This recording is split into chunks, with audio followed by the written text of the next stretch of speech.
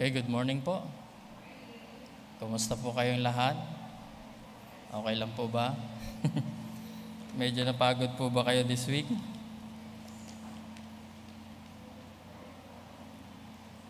Okay. Since marami pong napagod this week, sometimes ano pong ginagawa po ninyo pagkapagod po kayo physically? Pag pagod, anong ginagawa? Sometimes you just need to rest, eat comfort food, minsan. And sometimes we just want to take medicine, diba? Para matanggal yung sakit ng katawan. How about if you are weak emotionally? Sometimes you just need hug or kiss to your loved ones, diba? Or sometimes you just want vacation. At pinaka-popular po dyan is just go to mall, shopping, pampatanggal ng stress. How about if you are, pagdating naman sa mentally, masyado po kayong stress mentally. Usually ano po yung ginagawa po ninyo pag stress mentally? Minsan, tinatanggal nyo lang yung mga malalalim na iniisip, di po ba? Tinatanggal yun po sa isipan. O kaya, just exercise. Some others say exercise. Or sometimes, they just want to listen to music. Pampatanggal din po yan ng mentally stress. How about if you are spiritually weak? Pag sinabing spiritually weak po, none of this word can cure that. Bagay na nandito sa mundo po natin, hindi po kayang i-cure yan. Food man yan, o comfort man yan, pagdating sa mga families, medicine cannot cure spiritually weak, di po ba? Now, when we are talking about spiritually weak, o nanghihina spiritually, kailangan po yan ng restoration ng banal na espiritu. And God is the only one can restore that spiritual strength na meron po tayo. Now, if we are spiritually weak, mentally, emotionally, physically, that's a big problem, di po ba? Malaking problema yan.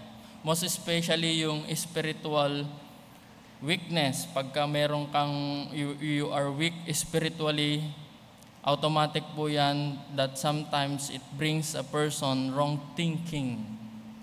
Diba? Sometimes it's wrong view. Pag dumadanas po ng problema, emotionally, physically, spiritually, aatake po yan at magiging wrong na yung view natin sa Panginoon. Sometimes people will say, God is cruel. God is unmerciful. God is unloving. God is unfair. Those kind of thinking are wrong. So anong gagawin po natin? We need the Holy Spirit in order for us to have a right thinking, wrong view about God. Now, kung nakadanas na po ba kayo ng matinding problema, sometimes you question God, sometimes you feel and you think that God is not there. Kung darating po tayo ng problema na yun, mga kapatid, we need the Holy Spirit. It reminds us who we are before God. Kasi if we are weak spiritually, automatic po yan, magbabago po yung attitude natin before God. We will going to have a bad decision in our life. That's why we need the Holy Spirit. Sometimes it will affect you personally and it will affect those people around you. Ganyan po yan if we are spiritually weak. So tayong lahat, mga kapatid. We will going to study once again one of the ministry of the Holy Spirit, which is the strengthening ministry. Kailangan po natin ng kalakasan. Lalo na sa mundo po na ito, talaga po manghihina po tayo sa mundo po na ito. But we need God who strengthen us. We need the Holy Spirit in our life. Buksan po natin yung Bible po natin sa book of Isaiah. Isaiah 40.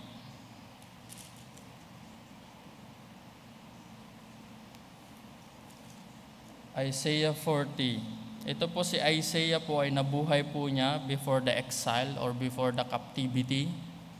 And the things that we're going to read is one of the promise of God despite of the judgment of God upon them and the captivity that they are going to face in the future.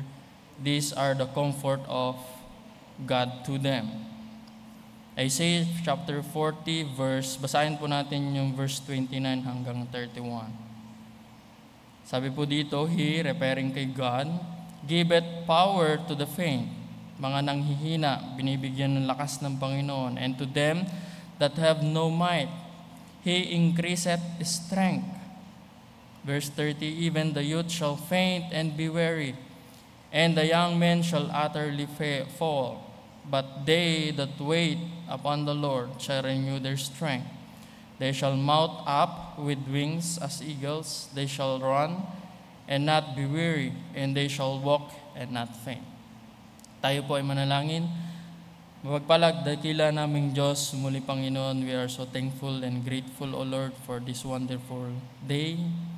A day, O Lord, that we as a believer can gather together freely to worship you in spirit and in truth.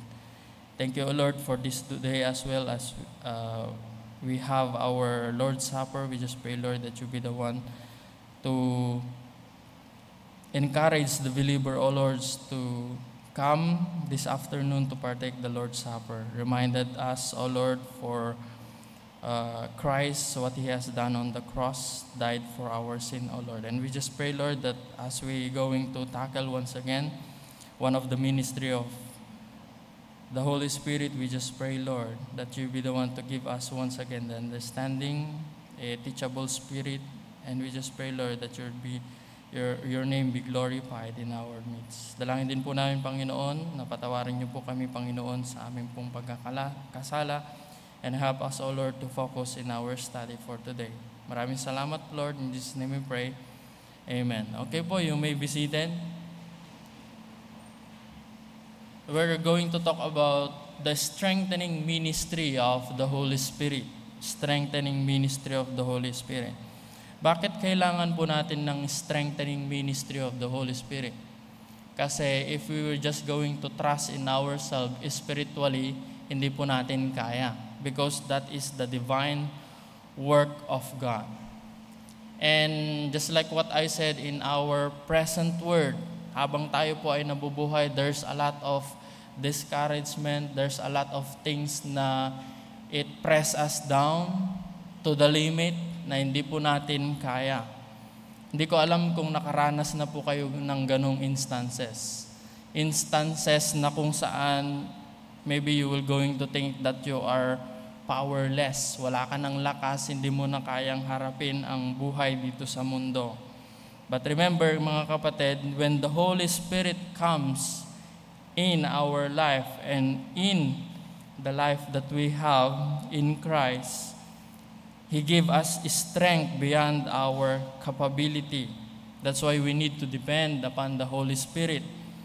We need Him to encourage and strengthen us spiritually, mga kapatid.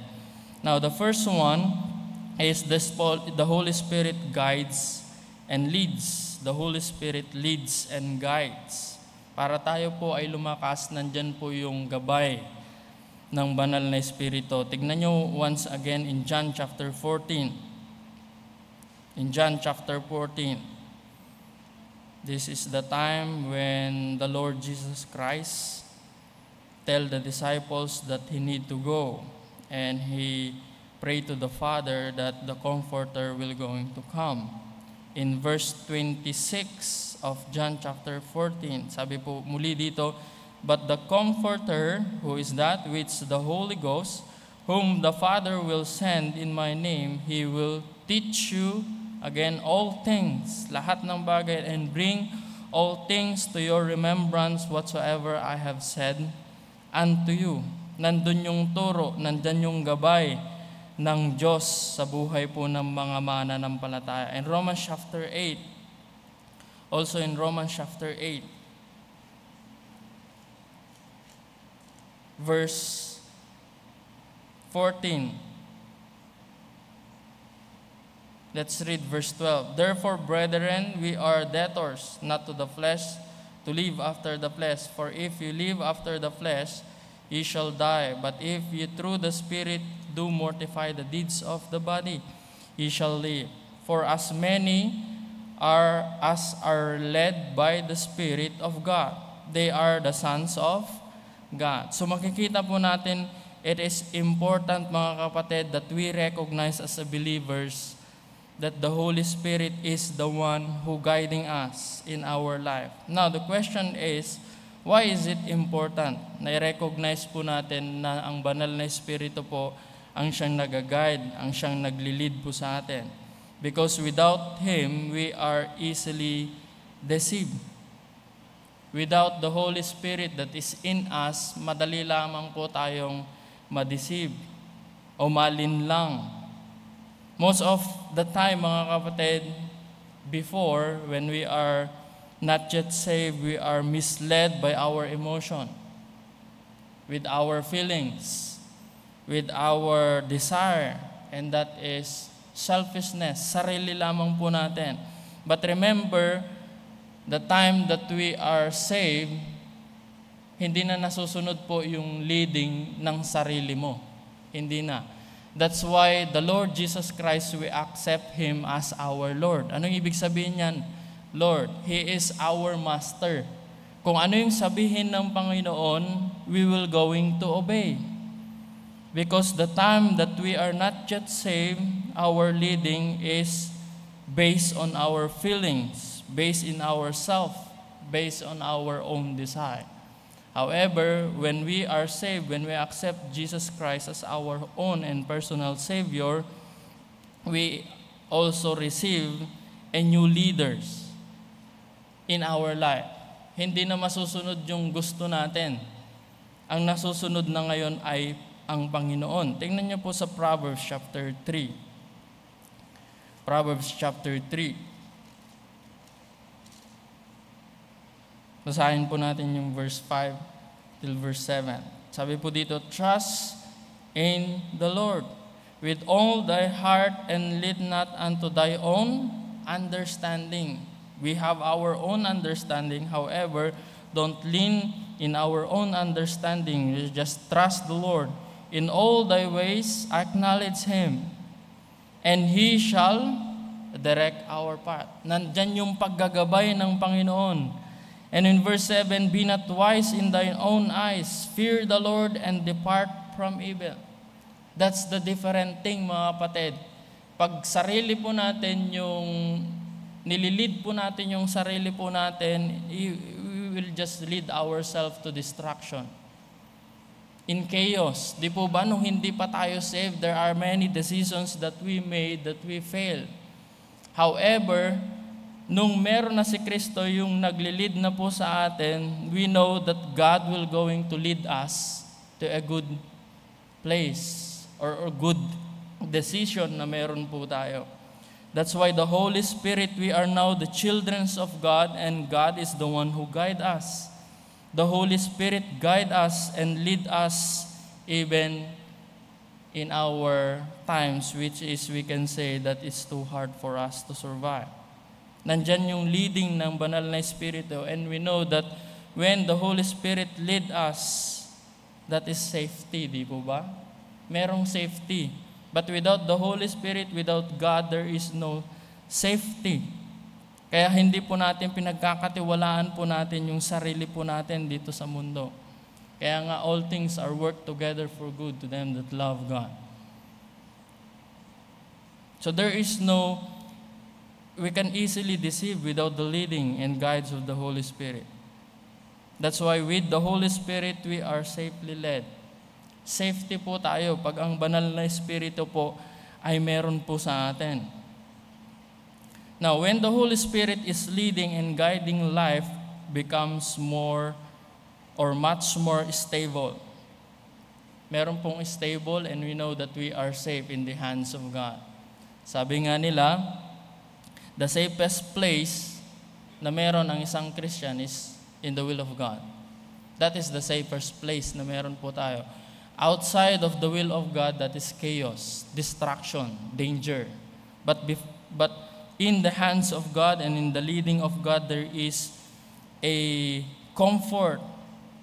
We can say that this is the safest place. Kaya kailangan po natin mga kapatid, our heart and our mind, our plans is always be anchored sa leading ng Banal na Espiritu.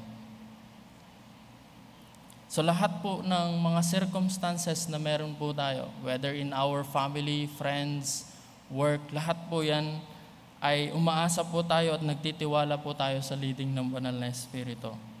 Let us always listen to God's voice mga kapatid because we know ililid po tayo in a better place. Hanggang umuwi po tayo sa langit, nandyan po yung gabay ng Banal na Espiritu at alam po natin na hindi po tayo mapapahamak. Now, not only the Holy Spirit leads and guides. Pag nandyan yung leading ng Panginoon, nandyan yung guide ng Panginoon, we have the strength. Kasi alam po natin, nakasakasama po natin ang Panginoon and we know that God is the one who leads us. And the second thing is the Holy Spirit assures. Kung meron po tayong assurance sa buhay po natin, Kristiyano, ay meron po tayong kalakasan. Kasi kung wala tayong kasiguraduhan sa lahat ng ginagawa po natin, there is no strength. Anong meron? Fear. Ang kakapalit po niyan. Untrustworthy. Diba? Hindi mo pagkakatiwalaan yung mga tao na sa paligid. At tayo bilang mga tao, gusto po natin sigurado sa lahat ng bagay. Di po ba? We want to be certain of many things. Bigyan ko po kayo ng halimbawa. For example, gusto mo makasigurado na ikaw ay katanggap-tanggap sa isang tao o sa isang pamilya o sa isang, sabihin kong, birthday party. Gusto mo bang umattend ng birthday party na meron sa isipan mo na hindi ka katanggap-tanggap dun sa events? Di ba ang hirap po noon nang there is no assurance that you are welcome in that event? Malay mo, tinawag ka lang ng kaibigan mo pala, sinama ka lang, hindi ka pala invited. And that is the sad thing. However, we have the assurance in Christ at ibinigay po niya yon sa pamamagitan ng Banal na Espiritu. We are thankful to God that the Holy Spirit ay ibinigay ng Panginoon sa atin. And because of the Holy Spirit, we have assurance and security.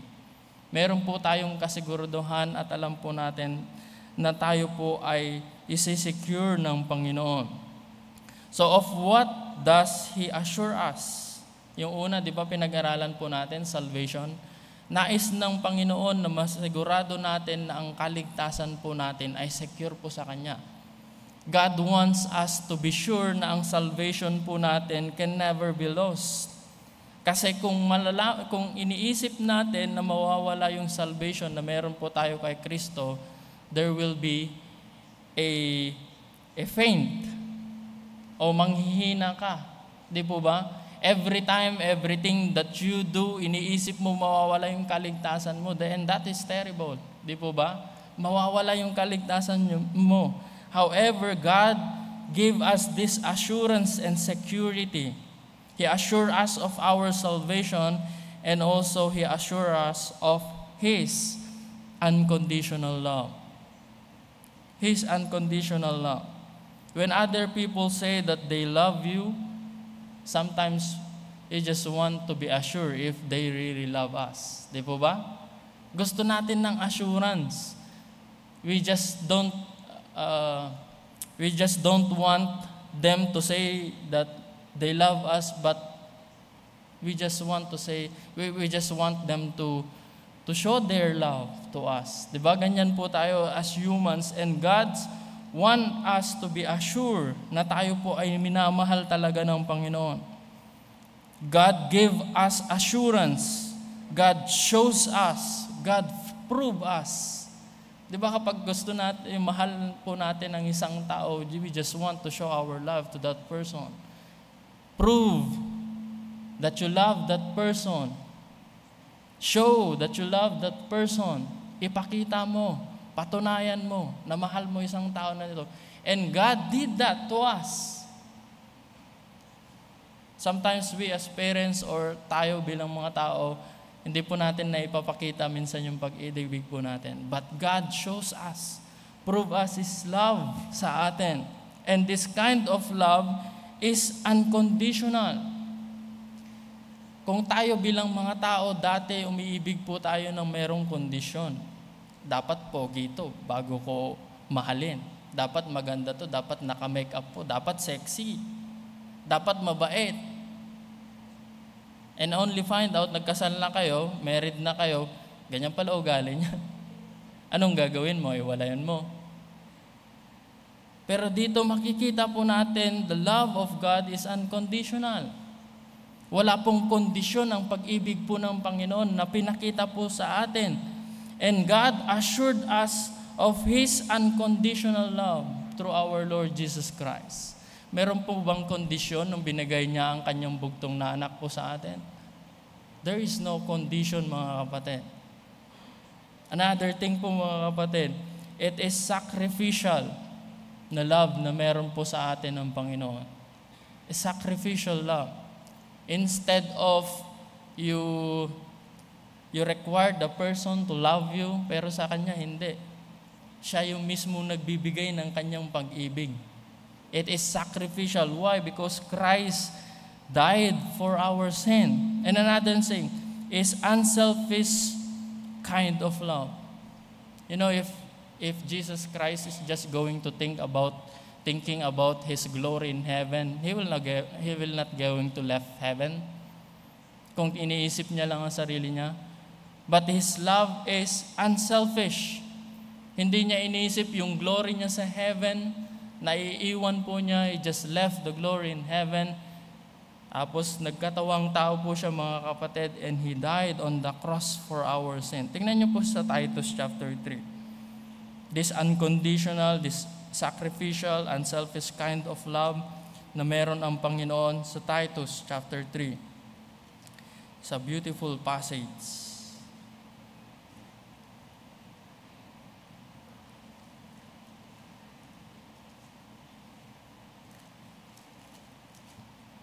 Titus chapter 3. Basahin po muna natin yung verse 3 para makita po natin yung contrast. This is who we are. Verse 3. For we ourselves were sometimes foolish. You see who we are before God? Disobedient, deceived, serving diverse lusts and pleasure, living in malice, in envy, hateful, and hating one another. Konti lang po itong nakalis po dito na sin. And because of this sin, makikita po natin that we are not acceptable to God.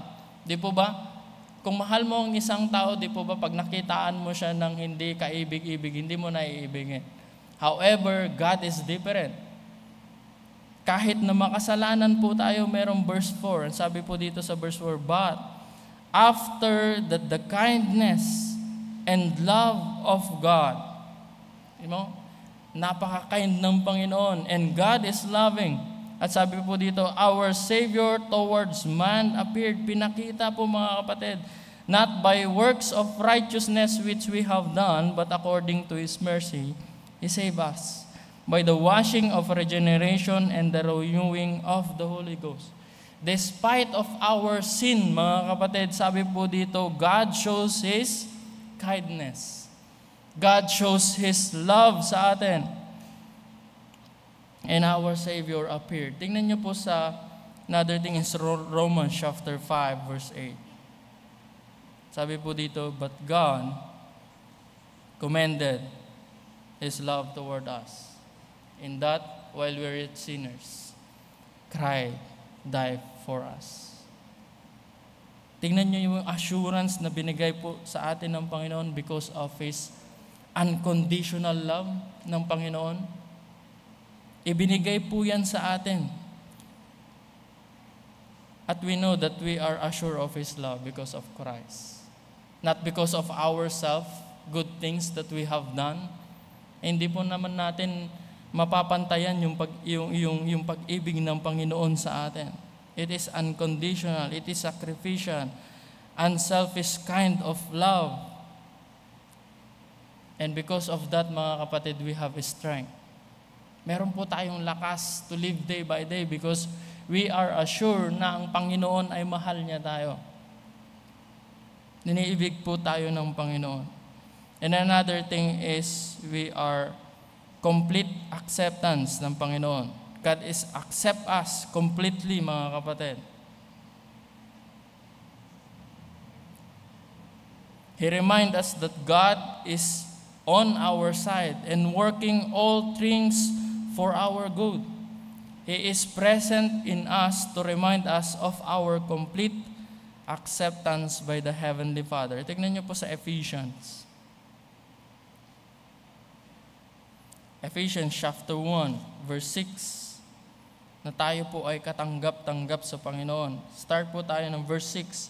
For the praise of the glory, to the praise of the glory of His grace, wherein He had made us accepted in the Beloved. We are accepted in the Lord Jesus Christ. Tayo po ay katanggap-tanggap. At sabi po niya dito, by the grace of God and for His glory ng Panginoon. Tayo po ay tinanggap ng Panginoon. In Romans chapter 8,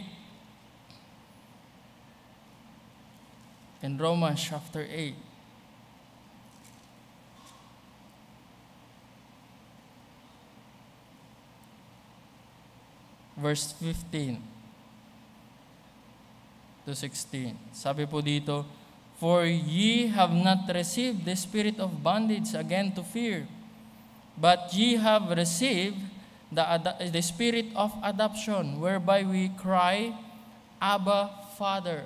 We are adopted into God's family, and now we can call God the Father.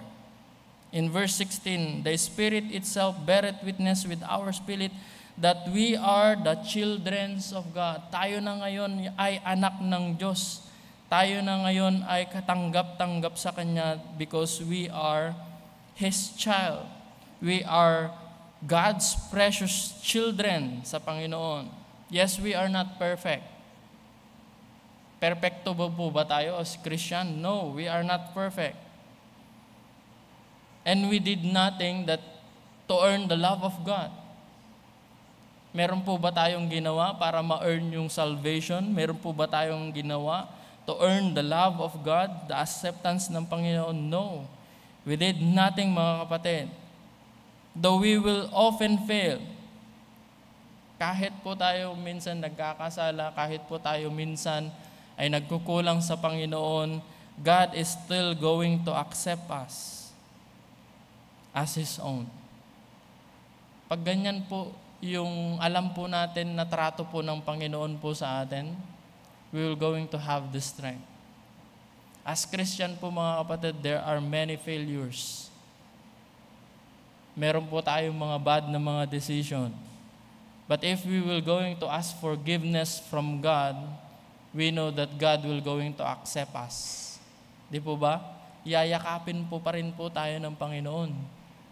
Just like one of the preaching, the prodigal son, umalis siya sa kanyang ama, but still, when the son repented and go back to the father, he just embrace and kiss his son.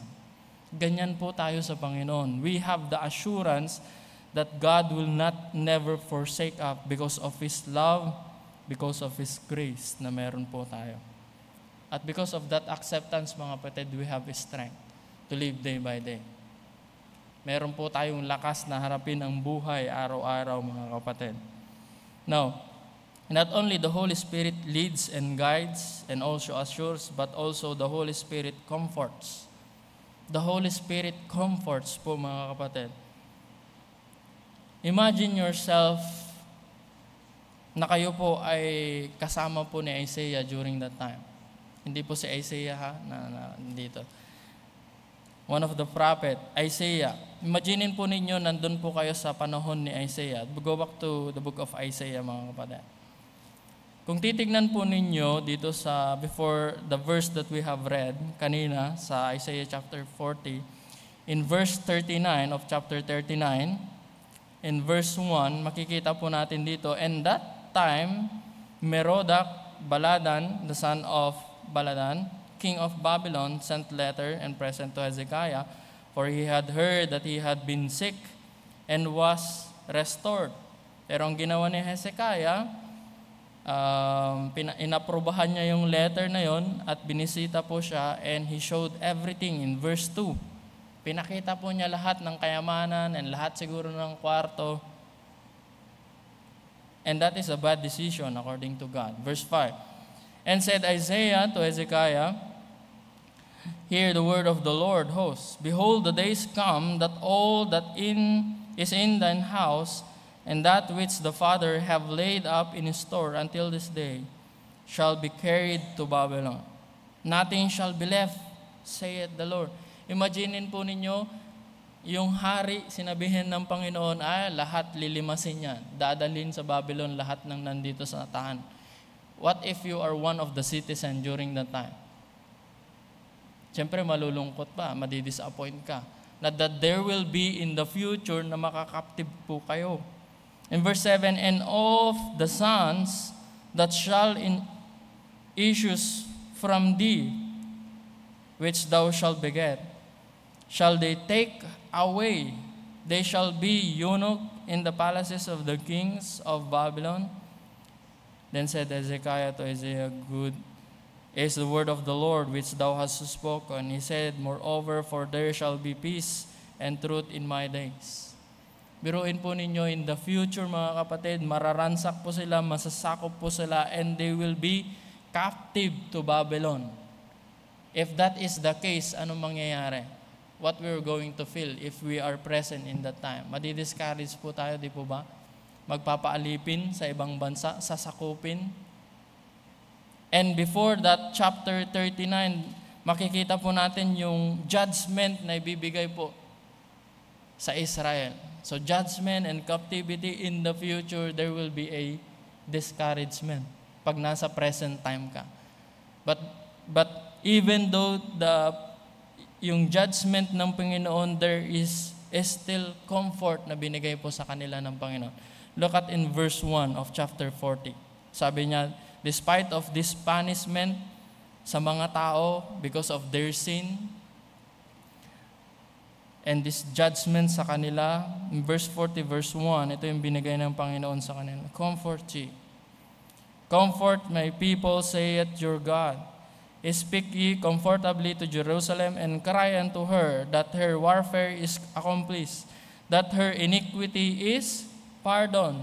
For he had received of the Lord's hand double for all her sins. And in verse 3, mga kapatid, this is the prophecy concerning John the Baptist. And even yung pre-announce na ng Panginoon, yung judgment sa kanila in the future, but still, sabi po ng Panginoon, promise that He will going to pardon their sins or iniquities. Nandun pa rin po yung comfort na ibibigay sa kanila ng Panginoon. And in verse 27,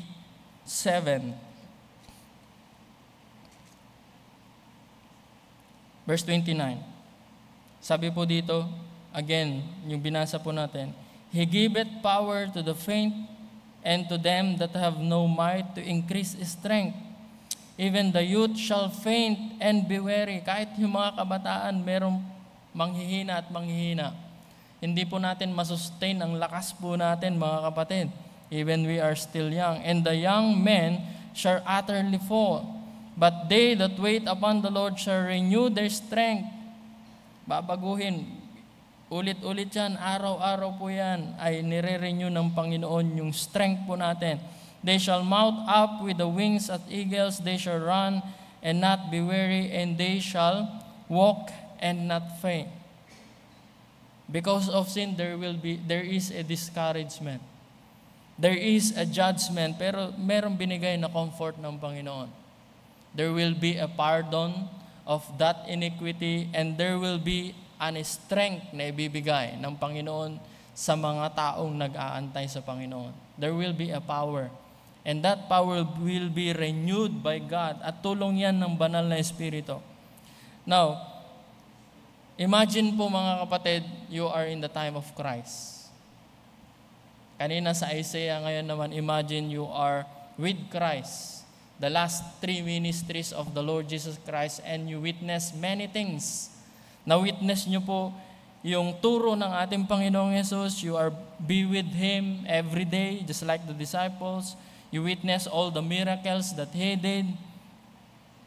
You witness yung healing ng Panginoon, yung casting of demon, feeding the 5,000, raising the dead. If you are in the times of Christ, masasabi mo siguro, okay na ako, satisfied na ako, kasama ko ang Panginoon. Pag nagugutom ako, papakainin ako ng Panginoon. Pag magkakasakit, bubuhayin ako ng Panginoon. Pag ako ay mamatay, bubuhayin pa rin ako ng Panginoon. Ihihil ako ng Panginoon.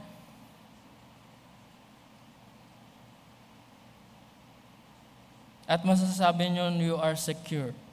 Pero imaginin po ninyo yung time that the Lord Jesus Christ tell to the disciples, I'm going to leave you.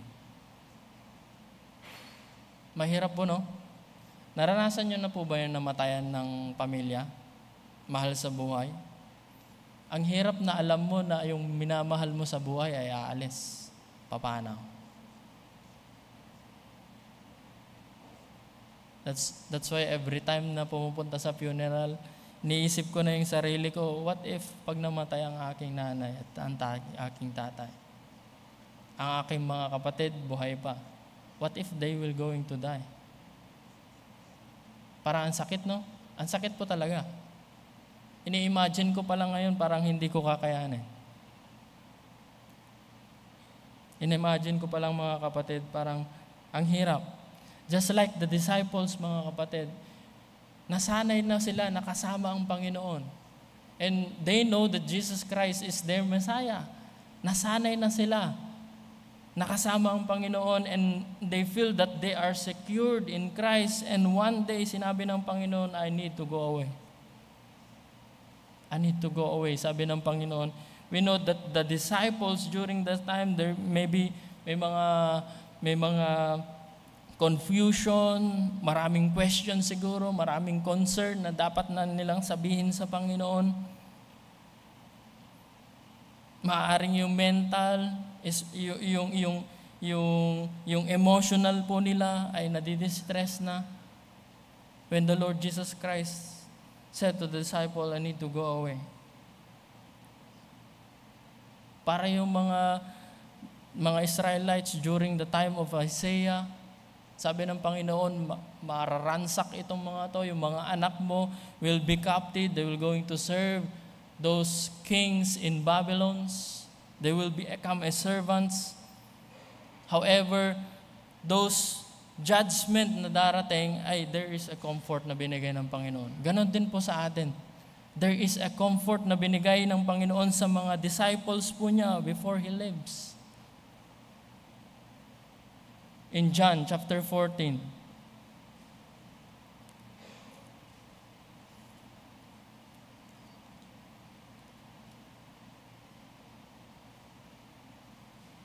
sabi ng Panginoon, verse 1, let not your heart be troubled. You believe in God, believe also in me. In my Father's house are many mansions. If it were not so, I would not have not told you. I go to prepare a place for you. For if I go and prepare a place for you, I will come again and receive you into myself, that when I am there, ye may be also. And in verse 16, sabi ng Panginoon, and I will pray the Father, and He shall give you another comforter, that He may abide with you forever. Promise ng Panginoon. In verse 17, even the Spirit of truth, whom the world cannot receive, because it seems Him not, neither knoweth Him, but ye know Him, for He dwelleth with you, and shall be in you, nang sabi ng Panginoon. In chapter 16, basahin din po natin, verse 6, hanggang 7, but because I have said these things unto you, sorrow have filled your heart. Aalis ng Panginoon, I will go away, at ang napuno sa kanilang puso ay kalungkutan. Pero again, sinabi ng Panginoon, nevertheless, I tell you the truth. It is better or expedient for you that I go away, for I go not away, the Comforter will not come unto you, but if I depart, I will send Him unto you.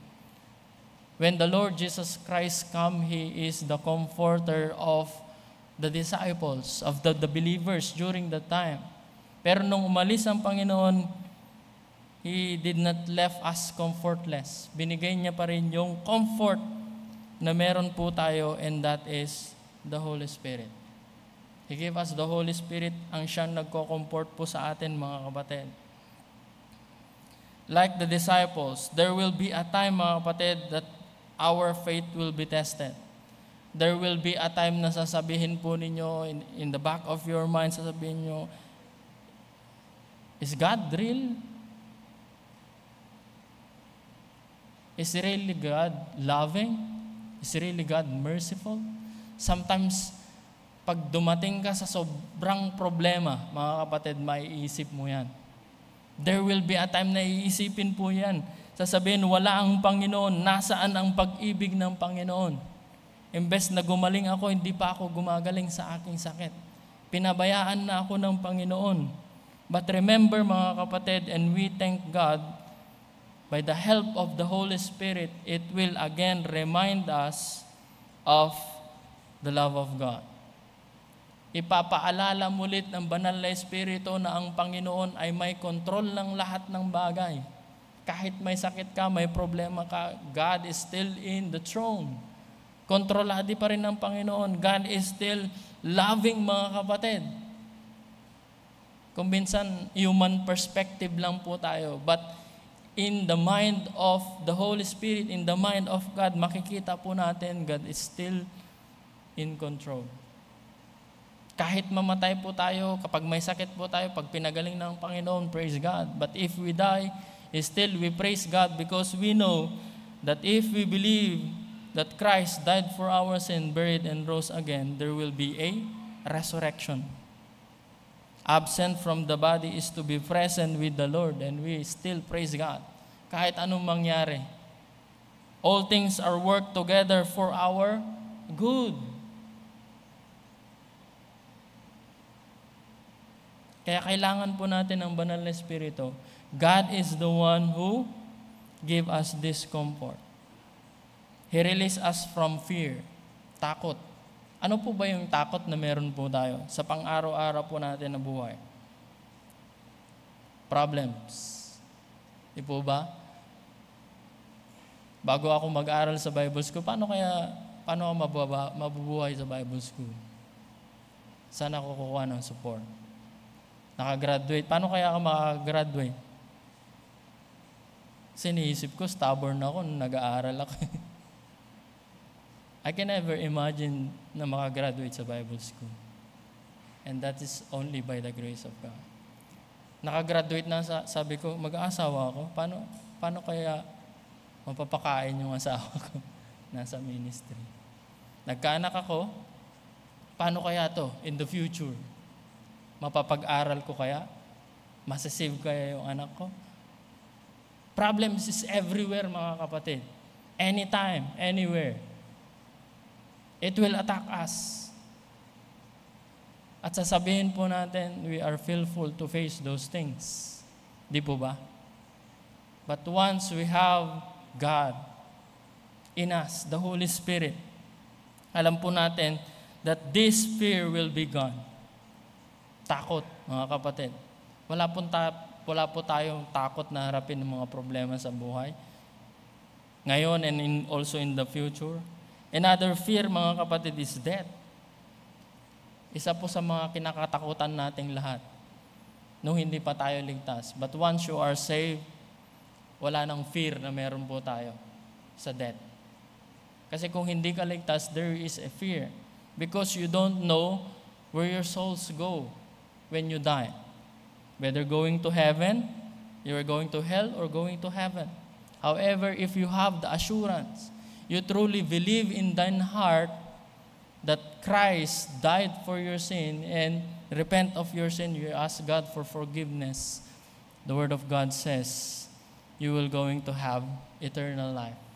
You will going to become called the sons of God. At mayroon po tayong assurance. A fear of judgment na darating, there will be no fear of judgment. There is no more judgment na haharapin ng mga mananampalataya. Yung judgment is the judgment seat of Christ na lamang po mga kapatid. Fear. There is a comfort. Wala nang fear na ibibigay because we have the Holy Spirit. Yung buhay po natin dito sa earth mga kapatid is full of fear. But because of Christ and what He has done on the cross, and because of the Holy Spirit that in us na mga kapatid, this fear will be gone. Mawawala yung fear na yun. Yung takot. Magigising pa ba ako bukas? Ano kayang kakainin namin bukas? Anong gagawin? Pag namatay ako, saan ako mapupunta? Yung fear na po yan ay tinatanggal na ng Panginoon. And we praise God for the Holy Spirit. Alalahanin po natin mga kapatid, mawawala yung fear. Pero hindi po mawawala yung suffering na i-face po natin in this earth. There will be no suffering in heaven, but here on earth, mga kapatid, hindi po tayo naniniwala as Christian na mabubuhay po tayo na napakasaya natin dito sa mundo, everything will be okay. No. We are not exempted of problems. We are not exempted of hardness. Hindi po tatanggalin ng Panginoon yan. Yung suffering, hindi po tatanggalin ng Panginoon yan. Pero alam po ninyo, ipapakita po ng Panginoon yung grace po niya that every day ay bibigyan po tayo ng strength ng Panginoon to live day by day, to live na nagsaserve sa Panginoon, to live faithful to Him, tutulungan po tayo ng Panginoon. Let's all stand, please. Let's pray. Our gracious, loving Father, again, Lord, we are so thankful, O Lord, for the ministry of the Holy Spirit, which He give us strength to live day by day.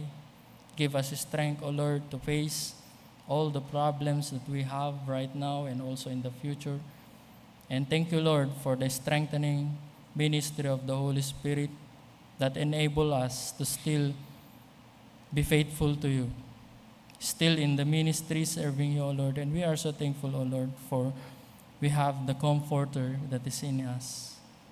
We just ask, Lord, that help us, O Lord, to trust you more. Help us, O Lord, to be filled always with the Holy Spirit, listening to the leading of and guiding of the Holy Spirit in our life. Thank you, Lord. In Jesus' name we pray. Amen.